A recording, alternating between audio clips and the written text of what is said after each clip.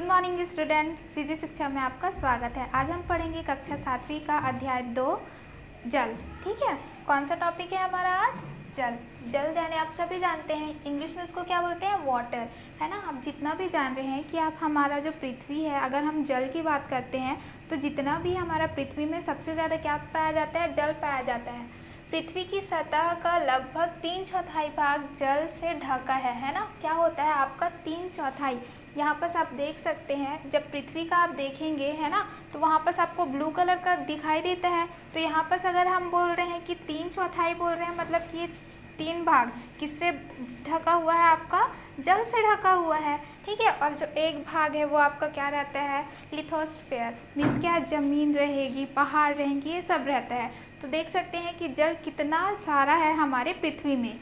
लेकिन है ना, फिर भी गर्मियों के मौसम में जल संकट आ जाता है। कभी भी आप देखेंगे कि जब गर्मी का मौसम आता है तो इतना सारा पानी उपलब्ध होने के बावजूद भी क्या होती है? गर्मी के समय में हमें पानी की दिक्कत आती है। जो देखे होंगे कि क्या होता है, कुआं सूख जाता है, जो बोर है वो सूख जाता है, आपका तालाब सूख जाते हैं। तो ऐसा क्यों होता है? जब इतना पानी उपलब्ध होने की वजह से भी हमको क्यों इतना कम पानी उपलब्ध मिलता है, और हमें जो क्या बोलते हैं, गर्मी के टाइम में हमारा पानी कहाँ चले जाता है? तो इसके बारे में हम पढ़ेंगे। ठीक है, जल एक प्राकृतिक संसाधन, वाटर अ नेचुरल रिसोर्स। तो हमें पता है कि जो जल है ना, जो हमारे पृथ्वी में जल है वो क्या है? आपका प्राकृतिक संसाधन है। मतलब वो हमारा प्राकृतिक से हमको देन है, हमने नहीं बनाया है पानी को। हम जल क्या है? आपका प्राकृतिक संसाधन है। आप देख सकते हैं, ये आपको पिक्चर दिखाई दे रहा है, तो यहाँ पर जो ब्लू कलर का आपको दिखाई दे रहा है वो क्या है? आपका महासागर है ना। ये क्या है? जो ब्लू कलर का आपको दिखाई दे रहा है वो सारे क्या है? आपके महासागर हैं, जो कि 90, अगर हम 100% ले रहे हैं कि हमारे क्या है धरती पे 100% जल है, तो उसमें 97% क्या है? हमारा ओशियन, महासागर है। ये ग्रीन कलर का आपको दिखाई दे रहा है, ये क्या है? आपका पोलर आइस बोला गया है, मतलब क्या है? आपका हिमखंड है। ठीक है, जो आपका क्या रहता है? पृथ्वी के उत्तर और दक्षिण पोल पे क्या रहेगा? आपका दिखाई देगा। फिर जो 1% है ना, जो पिंक कलर का आपको दिखाई दे रहा है, ये जो पिंक कलर सिर्फ 1% है। ये क्या है? आपका 97% महासागर है। 2% आपका क्या है? ध्रुवीय हिमखंड के उसमें आपका उपस्थित है जल। और जो 1% आपका बचता है वो क्या हो जा रहा है? आपका रिवर है, लेक्स है, झरना है, और जो क्या रहता है? पानी, जैसे कि आपका बोर खोदते हो तो पानी मिलता है ना। ये सारी चीज़ें क्या रहेंगी? आपके सिर्फ 1% रहती है। झरने हो गए, नदी हो गए, ये सारे क्या है? आपके 1% ही रहते हैं। क्लियर इतना? चलिए आगे देखते हैं। फिर देखते हैं, यहाँ पर लिखा हुआ है ना, महासागर कितना है? अभी देखा है 97% है। हिमखंड क्या है? आपका 2% है, जो उत्तरी और क्या बोलते हैं दक्षिण पोल में है। नदियाँ, झीलों, तालाबों में तथा पृथ्वी की सतह पे सिर्फ कितना है? 1% ही क्या है? आपका पानी उपस्थित है।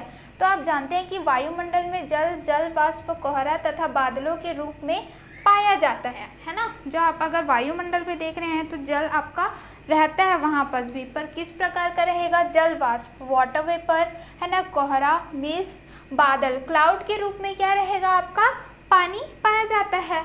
पृथ्वी पर उपलब्ध जल में से मनुष्य के लिए उपयोग में आने वाले जल की मात्रा बहुत कम है।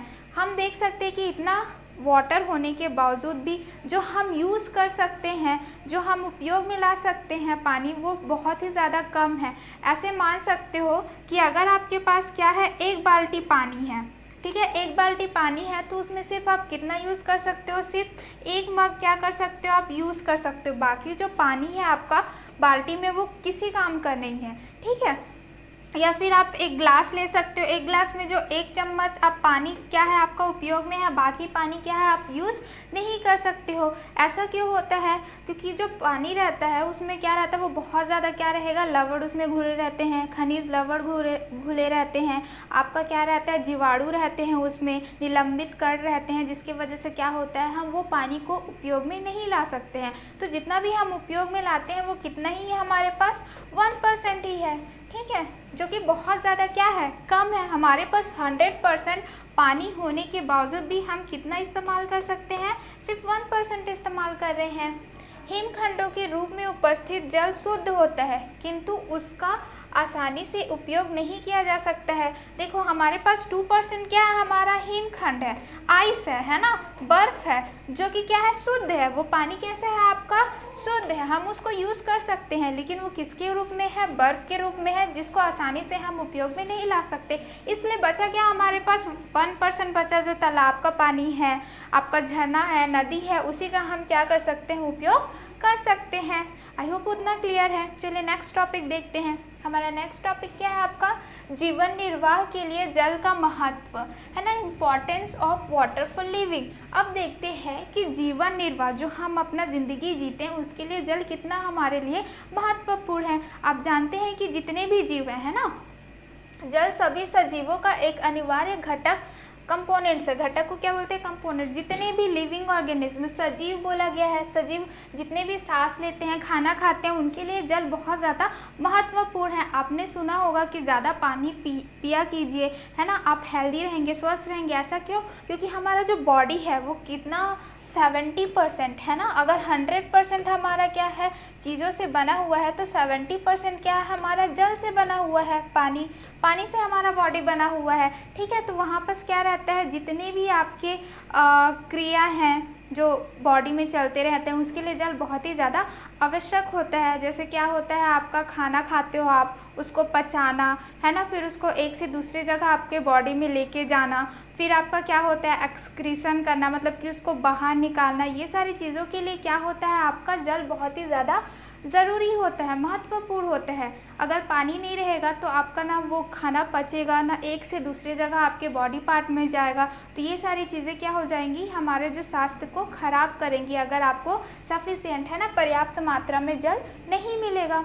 ठीक है, आप देखते हैं कि क्या होता है, पसीना के द्वारा या फिर क्या होता है, मूत्र के द्वारा क्या होता है, जो जल है, जो अपशिष्ट है ना, जो अच्छा पानी नहीं रहता है, वो क्या होता है, बाहर निकल जाता है। और जब आपका क्या होता है, पसीना निकलता है, तो वो क्या करता है, हमारे बॉडी टेम्परेचर को क्या करता है, नॉर्मल कर देता है।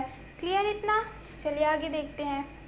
जल शरीर की विभिन्न क्रियाओं के संचालन के लिए माध्यम के रूप में आवश्यक है। जितने भी हमारे शरीर में विभिन्न क्रियाएं होती हैं, डाइजेशन हो गया, एक्सक्रीशन हो गया, ये सारी, उसको संचालन करने के लिए, उसको ठीक से चलने के लिए क्या होता है, वो एज अ माध्यम के रूप में यूज़ होता है ना। जल वो बहुत ही ज़्यादा क्या है, आपका आवश्यक होता है। पौधे के लिए जल उतना ही आवश्यक है। ठीक है, यहाँ पर देख सकते हो जिस प्रकार हमारे क्रिया होती है बॉडी के अंदर, उसके लिए क्या होता है, उसके संचालन के लिए क्या होता है, आवश्यक होता है जल। वैसे ही क्या होता है, आपके पौधों के लिए भी जल उतना ही आवश्यक होता है। क्लियर इतना। क्यों होता है, क्योंकि आपका जो जल है ना, वो क्या होता है, पौधे में जैसे उसका जड़ है, वो जड़ क्या करता है, उसमें हम लोग पानी डालते हैं। जल में क्या रहता है, बहुत सारे क्या होते हैं, लवण रहते हैं, खनिज लवण रहते हैं, है ना, खनिज लवण रहते हैं। वो क्या करते हैं, रूट्स इसको लेता है और फिर क्या करता है, प्लांट्स के हर एक अलग अलग जगह में पहुंचाने का काम करता है। इसलिए बोला गया है कि पौधों के लिए जल उतना ही आवश्यक है। ठीक है, तो उसको अब देखते हैं कि क्या होता है, वस्तुएं।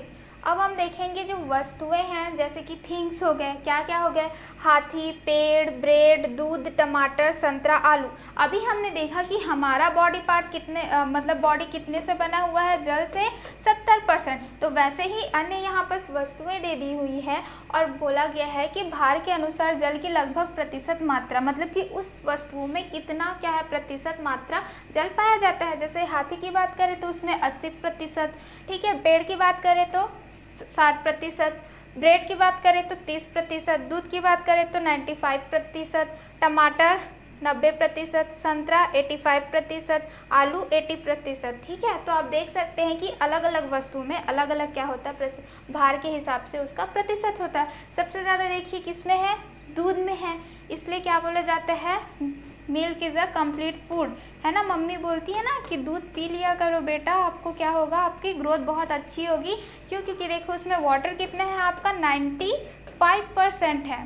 ठीक है, क्लियर इतना। अब हम क्या करेंगे, देखेंगे कि पौधों के लिए जल क्यों इतना ज़रूरी होता है, और क्यों इतना ज़रूरी होता है वो हम कैसे अच्छे से जान सकते हैं, एक क्रियाकलाप करके। ठीक है, तो देखते हैं कि हमको क्या क्या आवश्यक सामग्री लेनी पड़ेगी क्रियाकलाप करने के लिए। तो हम क्या लेंगे, मूंग के बीज लेंगे, एक कटोरी लेंगे, पानी लेंगे, कपड़ा लेंगे और मिट्टी लेंगे। ठीक है, तो सबसे पहले हम क्या करेंगे, आप मूंग तो जान रहे होंगे, मूंग दाल, उसको हम क्या करेंगे, पहले 2 से 3 घंटा क्या करेंगे, उसको पानी में डुबा देंगे। ठीक है, फिर उसके 2 भाग कर लेंगे, एक का नाम लेते हैं ए, एक को देंगे बी। ठीक है, अब क्या करेंगे, ए वाले को क्या करेंगे, कपड़े में इस तरह से बांध के रख देंगे। ठीक है, दूसरे को भी क्या करेंगे, ऐसे ही कपड़े में बांध के रख देंगे। लेकिन हम क्या करेंगे, जो बी वाला है उसमें निरंतर क्या करते रहेंगे, जल को डालते रहेंगे, जबकि ए वाले में हम बिल्कुल भी क्या करेंगे, जल को नहीं डालेंगे। फिर अब 2 से 3 दिन बाद देखेंगे, जो ए वाला है उसमें मूंग में क्या रहेगा, ऐसे अंकुरित नहीं देखने को मिलेंगे। ठीक है, इसमें जैसे कि आपको वाइट ये दिख रहा है, ये क्या हो चुका है, अंकुरित हो चुका है ना। ये क्या हो गया है, इसको जल मिल रहा था तो वो क्या हो गया है, बढ़ने लग गया है, इसकी ग्रोथ होने लग गई है। लेकिन जब हम इसमें देखेंगे तो क्या होगा, इसमें ग्रोथ नहीं होगी। कारण क्या हो सकता है, क्योंकि हमने इसमें जल तो डाला ही नहीं है, तो वो आगे बढ़ ही नहीं रहा है। ठीक है, अब हम क्या करेंगे, यही मूंग को क्या करेंगे, अंकुरित मूंग को हम फिर से 2 चीज में डिवाइड कर देंगे। एक का ले लेते हैं सी, एक को ले लेते हैं डी। तो सी वाले को क्या करेंगे, हम बीज मूंग को दाल को यहाँ पास मिट्टी में डाल देंगे, डी वाले को भी हम क्या करेंगे, मिट्टी में डाल देंगे।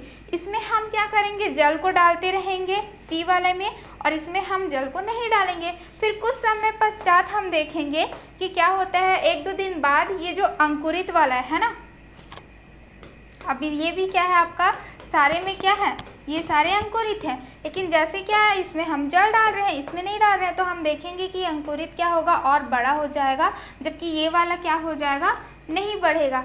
क्यों नहीं बढ़ेगा, क्योंकि हम इसमें जल डाल रहे हैं और इसमें हम नहीं डाल रहे हैं, है ना। जैसे कि इसका निष्कर्ष क्या निकल रहा है, ये क्रियाकलाप कर रहे हैं, तो इससे क्या पता चल रहा है कि पौधे में अंकुरण और वृद्धि के लिए जल आवश्यक है ना। जैसे पहले वाले में हमने नहीं डाला था तो वो अंकुरित नहीं हुआ, दूसरे वाले में डाले, दोनों अंकुरित बीज को जब हमने क्या किया, मिट्टी में डाला, तो देखा कि जिसमें हम जल डाल रहे थे वो बढ़ रहा है, जिसमें नहीं डाल रहे थे उसमें नहीं बढ़ रहा है। मतलब क्या है, पौधों में अंकुरण और वृद्धि के लिए जल आवश्यक है ना। नदी, तालाब और समुद्र में रहने वाले पौधे तथा जंतु के लिए जल आवास है। तो इसमें क्या बोला गया है, जो नदी में जीव रहते हैं, तालाब हो गए, समुद्र हो गए, उसमें भी क्या रहते हैं, चाहे जीव हो, जंतु हो या फिर पौधे हो, उनके लिए भी जल क्या होता है, आवास है ना, जहाँ पर वो लोग रहेंगे, खाएंगे, रिप्रोड्यूस करेंगे। ऐसा क्यों होता है, क्योंकि उसमें जल में क्या रहता है, आपका ऑक्सीजन मिला रहता है। क्या मिला रहता है, ऑक्सीजन मिला रहता है, और क्या रहता है आपका, कार्बन डाइऑक्साइड भी वो क्या करेगा, लेगा। ये क्या करते हैं, श्वसन में हेल्प करता है ऑक्सीजन, कार्बन डाइऑक्साइड क्या करता है, प्रकाश संश्लेषण करता है, और क्या बनाता है, जो प्लांट रहते हैं जल में वो क्या करते हैं, अपना खाना बनाते हैं। तो ऑक्सीजन और कार्बन डाइऑक्साइड किस में मिले रहते हैं, आपके पानी में, है ना। किस में मिले रहते हैं, जल में मिले रहते हैं, जिससे जो क्या रहता है, ये नदी, तालाब और समुद्र में रहने वाले पौधे और जंतु के लिए जल आवश्यक रहता है ना। चलो एक और एग्जांपल देखते हैं कि पानी क्यों क्या बोलते हैं, आवश्यक होता है। आपके घर में गमला होगा, है ना, तो वहाँ पर आप 2 गमला ले लीजिए, ए और क्या कीजिए, बी, है ना। तो आप क्या कर सकते हैं, ए गमला में पानी डालते जाइए, बी गमला में पानी नहीं डालते जाइए। तो आप देखेंगे जो ए गमला है उसको निरंतर पानी मिल रहा है, जल मिल रहा है, जिसकी वजह से वो अच्छे से ग्रोथ कर रहा है। और बी वाला क्या है, उसको पानी नहीं मिल रहा है, जिसकी वजह से क्या हो रहा है, वो सूखते जा रहा है, धीरे धीरे वो येलो हो जाएगा और फिर क्या हो जाएगा, मर जाएगा। जिससे आपको पता चल जाएगा कि जल हमारे लिए और पेड़ पौधों के लिए कितना आवश्यक है। ठीक है, ये टॉपिक क्लियर। चलिए नेक्स्ट देखते हैं। अब यहाँ देखे हैं कुछ जलीय जीव, है ना, और उसके उदाहरण कि जल में क्या क्या रहते हैं। तो जलीय पौधे, जल में क्या रहते हैं, पौधे रहते हैं, जिसमें कमल है ना। और क्या लिख सकते हो आप, वाटर लिली, वाटर लिली आपको देखने को मिल जाएगा, है ना। हायासिंथ, जो तालाब में मोस्टली आपको दिखते हैं ना इस प्रकार के पत्तियां वाली पेड़, वो क्या है आपका, हायासिंथ है। तो ये क्या होता है, आपका जलीय पौधे हैं जो तालाब में आपको आराम से देखने को मिल जाएंगे। जलीय जंतु की बात करें तो मछली हो गया, कछुआ हो गया, है ना, और क्या हो जाएगा, मछली हो गया, कछुआ हो गया, छोटे छोटे और क्या होते हैं,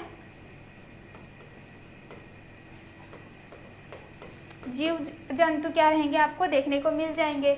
जलीय सूक्ष्म जीव है ना, मतलब कि क्या होते हैं, जो बहुत छोटे छोटे होते हैं, जो हमारे आंखों से भी नहीं दिखते, जैसे अमीबा हो गया, पैरामीशियम हो गया, यूग्लिना हो गया, ये सारे क्या हैं आपके सूक्ष्म जीव हैं, जो आपको माइक्रोस्कोप देखोगे तभी आपको देखने को मिलेगा। ठीक है, तो इससे हम ये सारणी से हमको क्या पता चलता है कि आपका जलीय जीव क्या बोलते हैं, क्या क्या मिलते हैं हमको, पौधे भी रहते हैं, जंतु भी रहते हैं और सूक्ष्म जीव भी क्या रहते हैं, जल में रहते हैं। ठीक है, आगे देखते हैं। तो यहाँ पर कुछ प्रश्न है जिसको हम क्या करेंगे, हल करेंगे। जितने भी टॉपिक हमने आगे पढ़ाए हैं उसी से कुछ क्वेश्चन दिया हुआ है। अगर आपको आगे का टॉपिक समझ आ गया होगा तो आप आराम से इसको क्या कर सकते हैं, सॉल्व कर सकते हैं। तो चलिए पहला प्रश्न देखते हैं। महासागरों के जल का उपयोग मनुष्य अपने दैनिक जीवन में क्यों नहीं कर सकता है? बताइए क्यों नहीं कर सकते? क्योंकि महासागर में क्या रहते हैं, खनिज लवण बहुत ज़्यादा क्या होते हैं, घुले होते हैं, उसमें निलंबित कण रहते हैं और बहुत सारे क्या रहते हैं, सूक्ष्म जीव रहते हैं, जो हमारे लिए क्या रहते हैं, हानिकारक रहते हैं। इसलिए हम क्या कर सकते हैं, हम महासागर के जल को हम उपयोग में नहीं ला सकते हैं। ठीक है, दूसरा देखते हैं। मनुष्य के शरीर के लिए जल क्यों आवश्यक है? जितने भी आपकी क्रियाएं होती है ना, आपके बॉडी में जितने भी क्रिया होते हैं, फंक्शन होते हैं, उसके लिए जल बहुत ज़्यादा ज़रूरी होता है। उसको पचाने के लिए, उसके अवशोषण के लिए, उसके संवहन के लिए, तो ये सारी चीज़ों के लिए हमारे लिए जल बहुत ज़्यादा ज़रूरी होता है। गमलों में लगे पौधों को यदि जल से ना सींचा जाए तो क्या होगा? अगर हम क्या करेंगे, बहुत दिन तक ये नहीं दे रहे हैं तो वो तो मुरझा जाएंगे, और दिनों तक आप पानी नहीं दोगे तो वो क्या हो जाएंगे, समाप्त हो जाएंगे। ठीक है, आगे देखते हैं। जलीय जीवों के लिए जल किस प्रकार महत्वपूर्ण है? ठीक है, तो यहाँ पर जलीय जीव, चाहे वो पौधे हो, सूक्ष्म जीव हो या तो फिर जीव हैं, उनके लिए क्यों महत्वपूर्ण है? क्योंकि उसमें क्या मिला रहता है, जल में ऑक्सीजन भी रहता है और कार्बन डाइऑक्साइड भी रहता है। ऑक्सीजन श्वसन के लिए मदद करता है और कार्बन डाइऑक्साइड प्रकाश संश्लेषण करके क्या बनाता है, खाना बनाता है, जो कि उनके लिए आवश्यक है। ठीक है, तो इसलिए क्या है, आपका जल उनके लिए भी बहुत ज़्यादा महत्वपूर्ण है। ठीक है, आगे देखते हैं। आई होप कि आपको ये बहुत ज़्यादा क्लियर है। आप सोचेंगे है ना, अगर टॉपिक क्लियर है तो आप आराम से खुद से क्या कर सकते हैं, ये क्वेश्चंस को सॉल्व कर सकते हैं। चलिए आगे देखते हैं। अब हम पढ़ेंगे पेयजल, ड्रिंकिंग वाटर, है ना। जैसे कि हमने बोला था कि बहुत सारा पानी उपयोग में आता है, तो हम लोग पानी सिर्फ पीने के लिए तो नहीं, कपड़ा धोने के लिए, नहाने के लिए, ब्रश करने के लिए आदि चीज़ों के लिए यूज़ करते हैं। तो हम देखेंगे कि पेयजल आखिर में होता क्या है ना। तो ड्रिंकिंग वाटर, जिससे आपको पता चल जा रहा है कि पीने योग्य जल को पेयजल कहते हैं। जो हम पानी पी सकते हैं वो क्या कहलाएगा, आपका पेयजल कहलाएगा। ठीक है, आगे देखते हैं। जल संशोधन संयंत्र द्वारा विरंजक चूर्ण, ब्लीचिंग पाउडर, पोटेशियम परमैंगनेट, लाल दवाई, क्लोरीन की गोली का उपयोग को कीटाणुनाशक के रूप में किया जाता है। अब जानते हैं कि ये जो बहुत सारे जल जो हमारे उस पृथ्वी में हैं, वो उसमें क्या रहते हैं, निलंबित कण रहते हैं, है ना। आपका जीवाणु रहते हैं, बहुत सारे खनिज लवण रहते हैं, ये सारे क्या रहते हैं, पानी में उपलब्ध रहते हैं, जो हमारे लिए क्या है, नुकसानदायक है। वो हम जब उसको लेंगे, ग्रहण करेंगे तो क्या होगा, हमें बीमारियां होंगी। तो उसको हटाने के लिए, है ना, ऐसे करने के लिए हम क्या करते हैं, पहले पानी को शुद्ध करते हैं। ठीक है, तो शुद्ध करने का बहुत सारा तरीका होता है। जैसे कि अगर हम शहर या टाउन की बात करें तो उसमें क्या करते हैं, जो जल संयंत्र रहते हैं ना, जल शोधन संयंत्र रहते हैं, तो उसमें क्या मिला दिया जाता है, ब्लीचिंग पाउडर मिला दिया जाता है।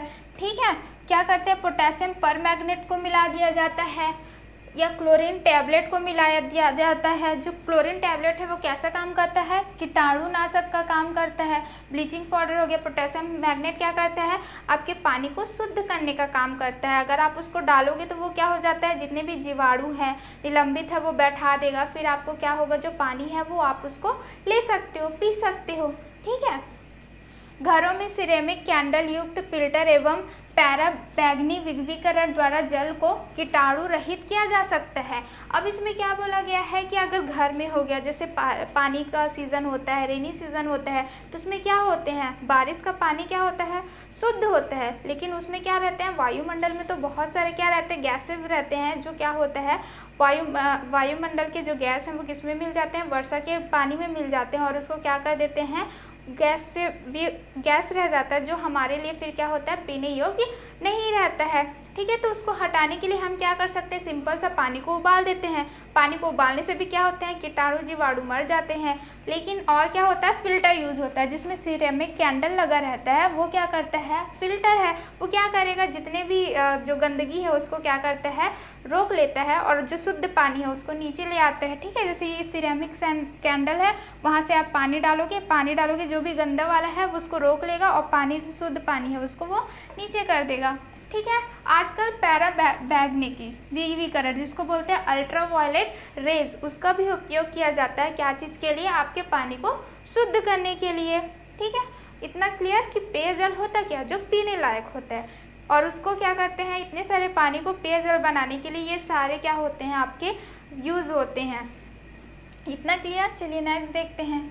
अब हम क्या करेंगे, अशुद्ध जल, डिस्टिल वाटर के बारे में क्या करेंगे, पढ़ाई करेंगे। ठीक है, तो डिस्टिल वाटर या फिर अशुद्ध जल क्या होता है, ये जितने भी पानी होते हैं ये क्या है, सबसे शुद्ध पानी है। कैसे होता है, क्योंकि ये किससे बना रहता है, आपका वाष्पीकरण और क्या बोलते हैं, संघनित, कंडेंसेशन, दोनों से क्या होता है, दोनों प्रोसेस से मिलके आपका अशुद्ध जल बना रहता है। जो आप क्या करते हैं, जितने भी क्रियाकलाप करते हो, है ना, एक्सपेरिमेंट्स करते हो, उसमें ये सारे जल आपके उपयोग में आते हैं। तो अशुद्ध जल कैसे बनता है, उसके लिए हम क्या करेंगे, क्रियाकलाप करेंगे। तो सबसे पहले हम क्या लेंगे, एक पात्र लेंगे।